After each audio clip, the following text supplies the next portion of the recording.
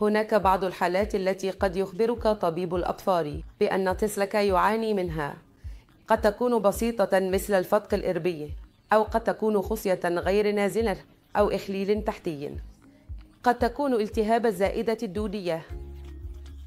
لذلك نود أن نخبرك بأن هناك أوقاتاً محددة يجب الالتزام بها، لأنه في نهاية المطاف الطفل هو طفل ينمو، وخلال كل مرحلة من مراحل النمو من المهم جداً أن يكون العضو في موقعه أو وضعه المثالي.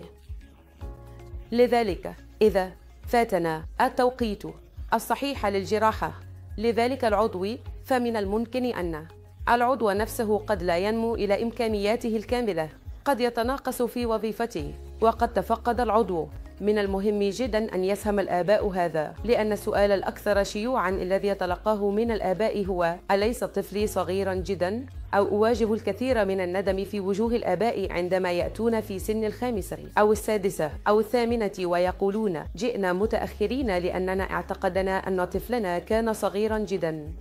الجراحة لن تكون آمنة، لذلك أشجعكم حقا على القدوم أولا للاستشارة وفهم المشكلة ككل، وما هو التوقيت والإجراء الصحيح لطفلكم، وما إذا كان الأمر ضروريا بالفعل. وبعد أن تزيلوا كل شكوككم وتطمئنوا تماما، يمكنكم حينها اتخاذ قرار مستنير بشأن الجراحة لطفلكم.